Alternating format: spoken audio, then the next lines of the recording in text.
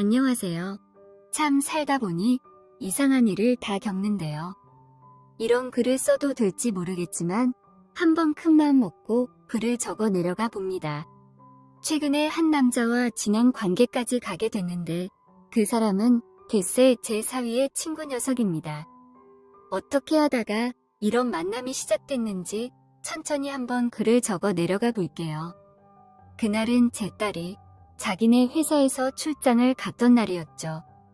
아직도 아기일 때 모습이 눈에 훤한데 아들, 딸이 모두 짝을 만나서는 가정을 꾸리고 살고 있고 저는 편안한 노년을 꿈꾸는 와중에 손주가 태어나면서 이상하게 삶이 더 바빠질 참이었죠.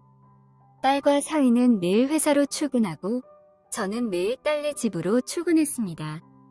황혼 육아로 허리 펼 새 없었던 저는 그날도 여느 때와 같이 유치원에서 손주를 데려와 밥을 먹이고 밀린 설거지를 하느라 바빴습니다. 보통은 손자가 태어나면 좋아서 난리가 날 법도 하지만 그런 기쁨도 잠시더라고요.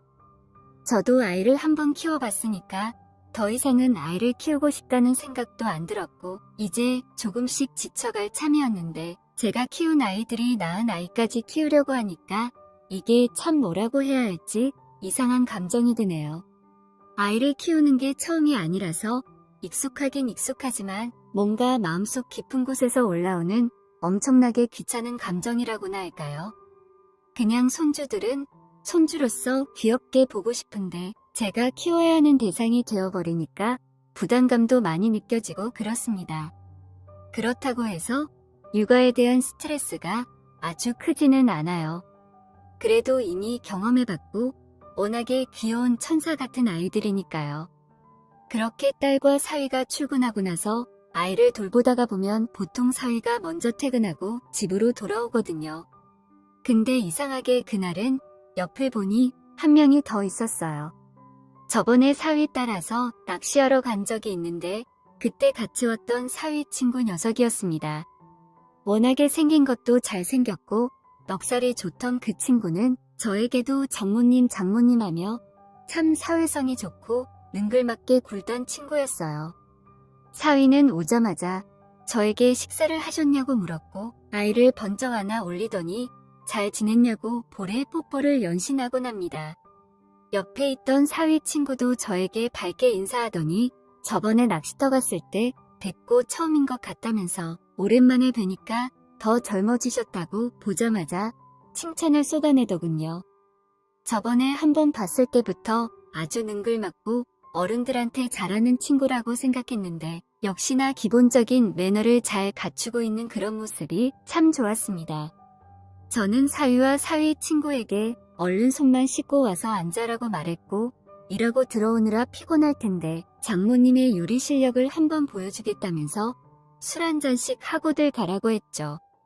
그 말을 듣고 내심 좋아하는 눈치가 보였지만 예의상으로라도 하루 종일 애보느라 힘드셨을 텐데 가셔도 된다고들 하더군요. 자기들이 알아서 차려 먹겠다면서 말이죠.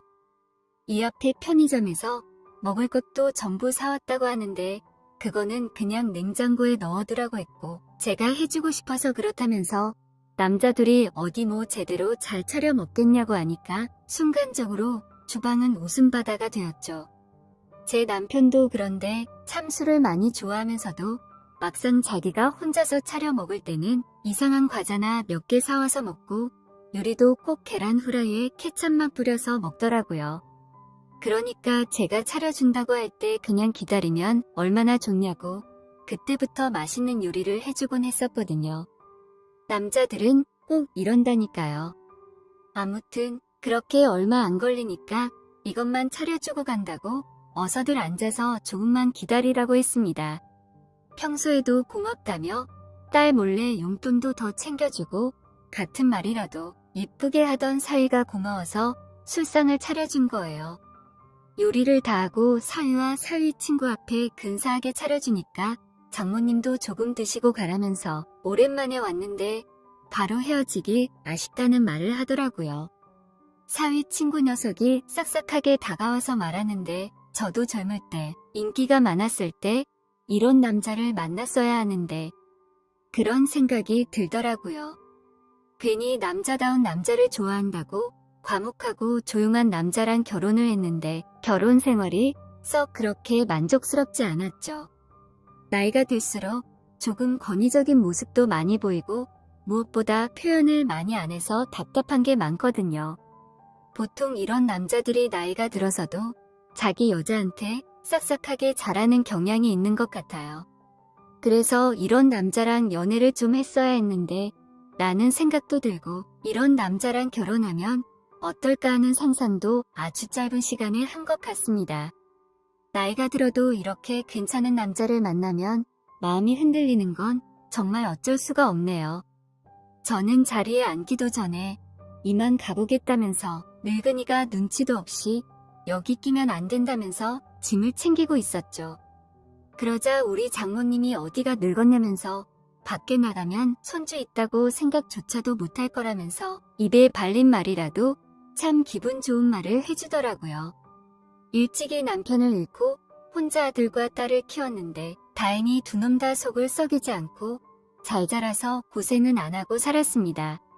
동네의 다른 여편네들은 남편 애들 뒤치다꺼리 하느라 늙는다 어쩐다고 하면서 저한테는 저녁마다 운동도 하러 다니고 취미생활도 하고 산다며 부러워하거든요.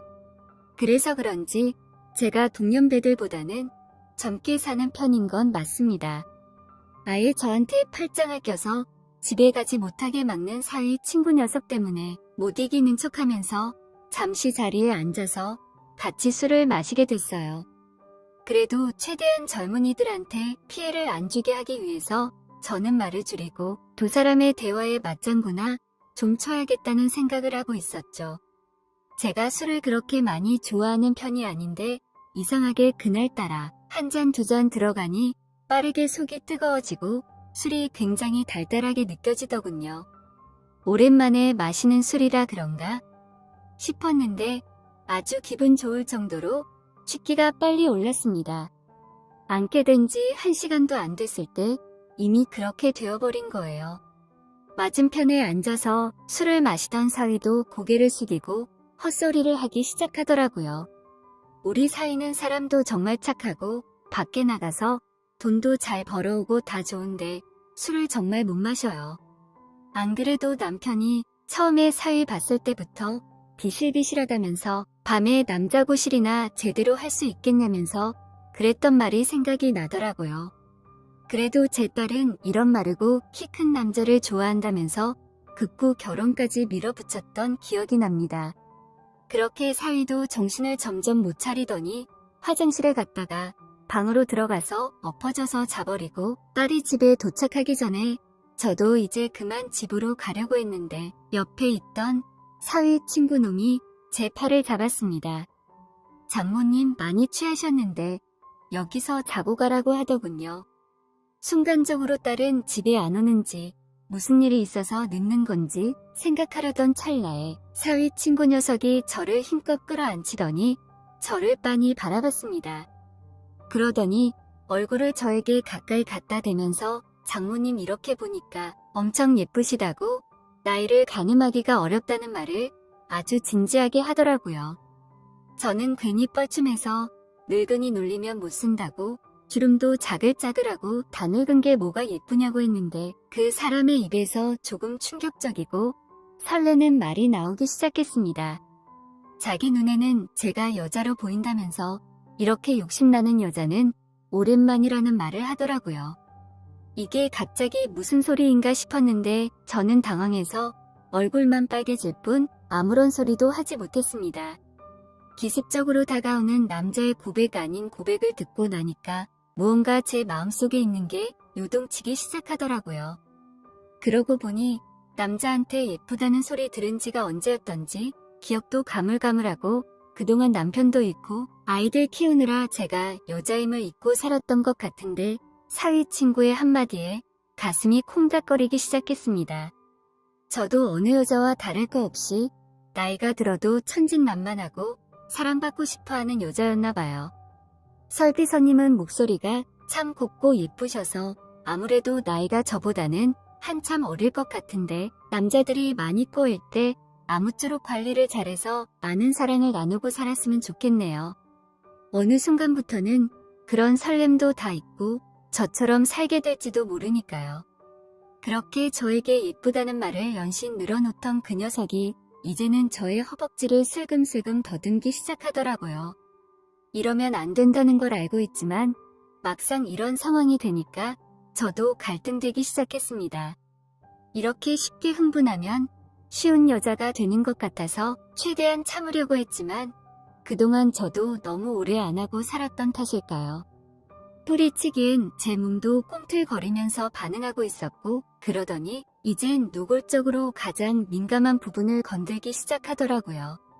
당연히 이렇게 하면 안 된다는 걸 알고 있긴 했지만 저는 아무런 저항도 할 수 없었고 그저 입에서 터져 나오는 소리를 힘껏 참으면서 그 녀석의 손가락에 농락당하고 있었습니다. 사위라는 놈은 장모가 자기 친구에게 주물리고 있는데도 인사불성으로 자면서 중얼거리기만 할 뿐 딸이 집 비운 사이 사위 뒷바라지하러 왔다가 별일을 다 당하고 있다고 생각했죠. 얇은 원피스 자락 위로 사위 친구의 손은 집요하게 저를 탐하는데 저는 완전히 야릇한 느낌에 빠져들어 버렸고 순식간에 술에 취한 사위의 눈치를 보면서 그놈이 이끄는 대로 몸을 옆으로 눕혔습니다. 전 이성을 잃고 그놈이 원하는 대로 서로 하나가 되기 시작했어요. 사위가 혹시나 잠에 깨서 나올까봐 두려워하는 마음과는 달리 제 몸은 그 녀석의 허리 놀림에 완벽하게 반응하고 있었습니다. 술 기운과 달아오르는 몸 때문에 사위 친구가 원하는 대로 해주니 그놈은 벌써 느낌이 오는지 들썩들썩하다가 쏟아내버렸고 저를 가만히 아는 상태로 한참을 있더라고요. 친구의 장모라는 체면을 지키기엔 이미 제 몸이 정신을 압도해 버렸다는 걸 느꼈고 저도 모르게 너무 부끄러워서 그만 손으로 눈을 가린 상태로 가만히 누워 있었어요. 평생 남자라고는 남편뿐이던 제가 이런 행동을 할 줄은 정말 상상도 못했고 심지어 그마저도 딸 집에서 사위 친구에게 이렇게 완벽하게 정복당해 버릴 줄은 꿈에도 안 나오던 일이었어요. 하지만 그런 순간조차도 저에게 더 거칠게 해주었으면 하는 간절함이 제 머릿속을 가득 채운다는 건 불과 2시간 전만 해도 상상조차 못했던 일이었기에 저는 당황할 수밖에 없었죠. 근데 이런 행복을 계속 맛보면 안 된다는 느낌이 들었어요. 옛말에 서 있으면 앉고 싶고 앉으면 눕고 싶다는 말이 틀린 말이 아닙니다. 저는 가까스로 이성의 끈을 한 가닥 잡고는 이제 그만하라고 실수는 여기까지만 허락할 거라고 말했더니 사위 친구 녀석은 저에게 너무 좋았다면서 장모님은 아니었냐고 물어보더라고요. 저는 이 상황에도 이성의 끈을 놓지 않고 어떻게든 체면을 지켜야 한다는 생각 때문에 젊은 남자랑 바람나서 좋은 게 아니라고 말했고 사위의 체면과 집안의 평화를 위해 어쩔 수 없이 하는 거라고 변명 아닌 변명을 늘어놓기 시작했죠. 인간은 참 간사한 동물이라는 게 이런 상황에서 쓰는 걸까요? 그렇게 말하면서도 저는 다리에 힘을 줘서 사위 친구 녀석이 제 다리 사이를 빠져나가지 못하게 가두고 있었고 제 몸의 신호를 완벽하게 이해한 그 녀석은 저를 번쩍 들어 올리더니 비어있는 방 안으로 들어가서 또 한 번 저와 함께 소리 없는 게임을 하기 시작했어요. 스스로의 도덕심이라는 커다란 난관 앞에서 고민하기도 했지만 한번 그렇게 경계를 무너뜨린 후에는 더 큰 벽이 찾아와도 무너뜨릴 수 있겠다는 생각까지 들더라고요. 사위를 방에다 눕혀놓고 이제는 제가 주도적으로 이 상황을 이끌어가기 시작했어요. 정면의 거울 속 제 모습을 보면서 참을 수 없는 쾌락의 교성을 지르면서도 이러면 안 된다는 생각에 눈썹을 찡그리다가 결국에는 절정에 달했습니다. 내적 갈등이라는 게 이럴 때 쓰는 걸까요? 본능이 이성을 압도해버린 이런 상황이 되니까 이제는 오히려 마음을 놓고 즐겨야겠다는 생각까지 들더군요. 사위가 깨면 어쩌나, 갑자기 딸이 집으로 들어오면 어쩌나 하는 걱정은 이미 안중에도 없었고 오로지 육체만이 저를 완전히 지배하고 있는 상황에 도달한 거예요. 참으로 신기한 경험이었습니다. 마치 머릿속에서는 광활한 요세미티 국립공원이 펼쳐져 있는 듯한 기분이었고 푸르게 펼쳐진 나무 풀숲과 이름도 모르는 동물이 뛰어노는 그런 상황이 눈앞에 보이더군요. 살면서 처음 느껴보는 그런 절정이었어요. 정신을 차리고 눈앞에 있는 거울을 보니 골목에서 개들이 교미하는 광경을 본 적이 있는데 거울 속 제 모습과 판박이라는 생각이 들더라고요. 한 마리의 들짐승 같은 그런 저의 모습이 보기 싫어 눈을 감았습니다. 사위 친구는 완전히 힘을 다 썼는지 저에게 사랑한다는 말을 한마디 남기고는 눈을 감고 골아떨어진 모습이었고, 저는 옷을 대충 걸치고 사위 방을 들여다보니 사위는 잠에 빠져 있었습니다. 친구 녀석은 그대로 방바닥에 누워서 잠이 든 것처럼 보였고, 저는 그때부터 뒷정리를 하기 시작했죠. 혹여나 아침에 사위가 깨서 이상하게 생각할까봐 술상까지 다 치우고 대문 밖을 나섰어요. 혹시나 딸이랑 마주치면 어쩌나 싶었지만 생각해보니까 오늘은 딸이 출장을 간다는 날이었던 게 생각났습니다. 왜 아까는 이런 사실을 까마득하게 잊고 있었는지. 덕분에 사위 친구 녀석과의 뜨거운 사랑이 더 짜릿하긴 했지만 왠지 모르게 딸에게 미안한 마음이 들더라고요.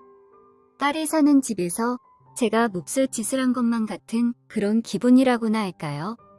그날 이후 그 녀석에게서 자꾸만 연락이 오네요. 그날 밤의 일은 진심이었고 호기심의 한 행동이 아니다. 자기가 18 먹은 어린애도 아니고 알 거 다 알고 나이도 먹을 만큼 먹었다는 둥, 사랑한다는 말은 진심이었다는 둥. 머리가 복잡합니다. 저도 그날은 정말 살면서 처음 느껴보는 것만 같은 황홀경을 느꼈기 때문에 상당히 만족하고 그 녀석이 좋긴 했지만 몸이 외로워서 그런 거라고 애써 합리화 중입니다.